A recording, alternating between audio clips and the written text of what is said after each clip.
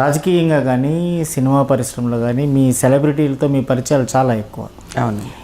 వీళ్ళలో మీకు బాగా ఇన్స్పైరింగ్ క్యారెక్టర్లుగా అనిపించిన వాళ్ళు ఎవరు?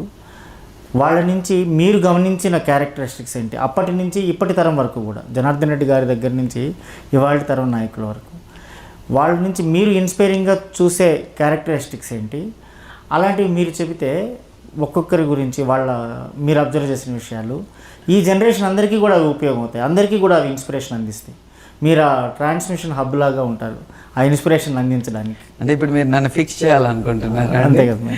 లేదు లేదు, ఒకటైతే చెప్తాను, I'm not a political analyst అయితే కాదు. పొలిటికల్ గురించి ఒక వాళ్ళని క్లోజ్ గా అబ్జర్వ్ చేసిన ఒక వ్యక్తిగా అయితే చెప్పగలను. అంతే మేడం, అంతే. వాళ్ళ గురించి మనకి వాళ్ళ క్యారెక్టరిస్టిక్స్ చెప్తే చాలు. మీరు నో డౌట్ అండి, నాకు ఇష్టమైన పొలిటీషియను, నాకు జీవితంలో ఎప్పుడు నేను ఈయన ఒక ఇన్స్పిరేషన్గా తీసుకున్న ఒక వ్యక్తి కావచ్చు, అసలు ఎవరిని కంపేర్ చేయలేని వ్యక్తి కావచ్చు, that is one and only Nara Chandrababu Naidu గారు.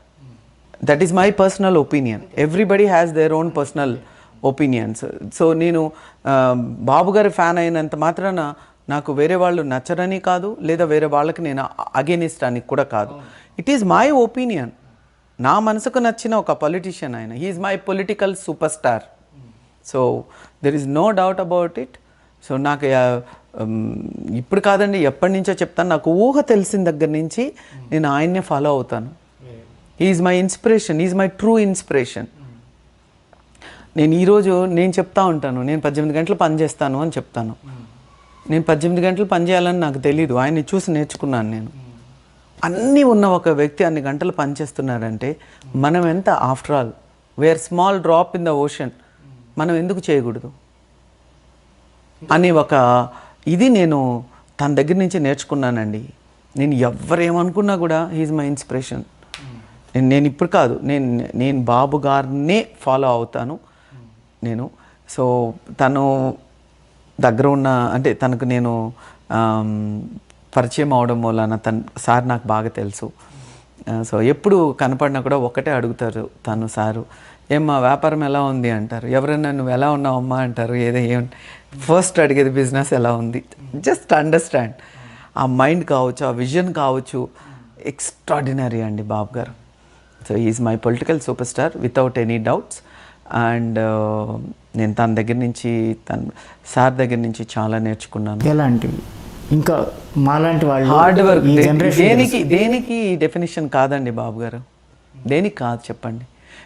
నిజంగా మనసు మీద ఎవరినైనా గుండెల మీద చేసుకొని చెప్పమని చెప్పండి. ఈరోజు స్వార్థం వదిలేస్తే, నేను చాలా ఇంటర్వ్యూల్లో చెప్పాను, మనిషి స్వార్థపరుడు కాకపోతే చంద్రబాబు నాయుడు గారిని సూపర్ లీడర్ అని ఒప్పుకొని తీరాలి. ఒక మంచి లీడర్ అని ఒప్పుకొని తీరాలి. ఒక యంగ్స్టర్ కావచ్చు, ఈరోజు మీరు ఏది తీసుకోండి, మీరు హైదరాబాద్ తీసుకోండి, మీరు ఏమైనా తీసుకోండి, it is just none other than Chandrababu sir. ఇంకేం చెప్పాలి మీకు? ఓకే, మిగిలిన ఇంకెవరైనా పొలిటీషియన్, జనార్దన్ రెడ్డి గారు కావచ్చు, మీరు ఇంకా క్లోజ్గా జనార్దన్ రెడ్డి గారిని పొలిటికల్గా మేము అబ్జర్వ్ చేసే టైంలో వీఆర్ వెరీ స్మాల్ కిడ్స్ అండి అప్పట్లో. సో ఊహ తెలిసినప్పుడు తనకు మాకు బాగా తెలిసిన బట్టి నాకు ఓవరాల్గా పాలిటిక్స్ అంటే ఒక జెన్యూన్ పర్సను, లేకపోతే ఒక స్వచ్ఛత ఉండే మనుషులకి పనికిరాదు పాలిటిక్స్ బేసిక్గా. దానిలో అట్లా అని చెడ్డోళ్ళు ఉంటారు పాలిటిక్స్లో అని నేను చెప్పట్లేదు. దానికి ఒక చిన్న మైండ్ గేమ్ ఆడాలి. సార్ నేను ఎప్పుడు జనార్దన్ రెడ్డి గారిని గేమ్ చేంజర్ అంటానండి. అంటే ఒక మైండ్ గేమ్ ఉంటుంది తనలో. Very intelligent, very sharp. అప్పట్లోనే ఆ ఎక్స్పోజర్ కావచ్చు. సో మేము చదువుకునేటప్పుడు చిన్నప్పుడు కూడా విలేజ్కి ఇందిరాగాంధీ కావచ్చు, రాజీవ్ గాంధీ గారు రాని పొలిటీషియన్ లేరండి అప్పట్లోనే. సో అంతమందిని అంత ఇదిగా హ్యాండిల్ చేయగలిగాడు, వాళ్ళందరితో అంత మంచి రిలేషన్ మెయింటైన్ చేయగలిగాడు అని అంటేనే it is his smartness. So నాకు తనలో కేపబుల్ అనేదానికి జనార్దన్ రెడ్డి గారు. ఎనీథింగ్ ఆయన అనుకుంటే సాధించలేనిది ఏది ఉండేది కాదు అప్పట్లో. So in that case is a mind game చాలా ఉంటుంది. అండ్ వెరీ ఇంటెలిజెంట్ అని చెప్పగలుగుతాను, వెరీ కేపబుల్ పర్సన్ అని చెప్పగలుగుతాను. అప్పట్లోనే పైగా తన చాము, తన ఔరా, ఇవన్నీ ఉండేది, ఒక గ్లామరస్ పాలిటీషియన్ అని అయితే చెప్పగలుగుతాను మా జనార్దన్ రెడ్డి గారు. ఇంకెవరు తెలుగు పొలిటిక్స్లో 2 స్టేట్స్కి సంబంధించి తెలుగు రాజకీయాల్లో మీకు ఇన్ఫ్లుయెన్షియల్గా అనిపించే వ్యక్తులు? ఇప్పుడు అవన్నీ చెప్పాలంటే ఓకే చెప్తాను. I'm going to speak only positive. మనకి బాగా మనం తరచూ గుర్తు చేసుకునే ఆయనైతే ఇలా చేస్తాడు, నేను ఇలా చేయాలి, ఇలా నేను చెప్పాలి అని అంటే నేను బికాజ్ నేను బాబు గారి చంద్రబాబు గారి ఫ్యాన్ అవ్వడం మూలన నేను బేసిక్గా న్యూస్లో కూడా తను ఉంటే చూడడము లేకపోతే ఆపేయడం. సో నేను కంప్లీట్ వన్ సైడెడ్ పర్సన్ అండి నేను. సో మిగతా వాళ్ళ గురించి అబ్జర్వేషన్ తక్కువ. కాకపోతే కేటీఆర్ గారి దగ్గరకు వచ్చేటప్పటికి very handsome and go getter. అసలు తనకి ఇది కావాలంటే ఇది ఇలా తెచ్చేసుకుంటుంది. అండ్ మాట్లాడే విధానం కావచ్చు, వెరీ మెస్మరైజింగ్ పర్సన్ అండి తను పొలిటికల్గా తన ప్రామిసెస్ ఏం చేస్తారో దాన్ని ఎంతవరకు ఫుల్ఫిల్ చేస్తారో నాకు తెలియదు, కానీ బట్ ఒక పర్సనాలిటీగా మాత్రము ప్రతి ఒక్కరిని ఇన్ఫ్లుయెన్స్ చేయగలంత పర్సనాలిటీ అయితే కేటీఆర్ గారికి ఉంది. And all ladies fan following చాలా ఉంది కేటీఆర్ గారికి. ఎలాగైతే చంద్రబాబు గారికి మా ఆడవాళ్ళ అందరం ఫ్యాన్స్, అలాగే కేటీఆర్ గారికి ఒక గ్లామరస్ పాలిటీషియన్గా చాలామంది ఫ్యాన్స్ ఉన్నారు. సో కేటీఆర్ గారి గురించి అంతే చెప్పగలుగుతాం. ఇంకపోతే జగన్ గారి గురించి అందరికీ తెలిసిందే. అంటే తనకున్న అడ్వాంటేజెస్ చెప్తానండి. So because is an youngster, disadvantages అందరికీ తెలుసు, బట్ అడ్వాంటేజెస్ వరకు వచ్చేటప్పటికి హీజ్ అన్ యంగ్స్టర్.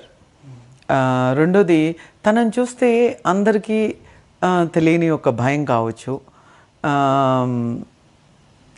అండ్ రెండోది తనలో నచ్చింది ఏంటంటే పట్టు వదలని విక్రమార్కుడు అంటారు కదండి. అంటే తను అనుకున్నది తను ఎలా సాధించాడు అనేది పక్కన పెడితే తను అనుకున్నది తను సాధించిన దాకా నిద్రపోలేదు కదండి.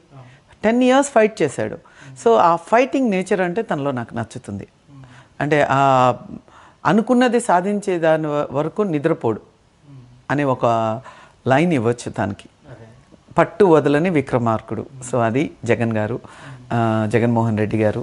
సో ఇలా ఒక్కొక్కళ్ళు ఒక్కొక్కటి ఉందండి. లేకపోతే అంత గొప్ప వ్యక్తులు కాలేరు.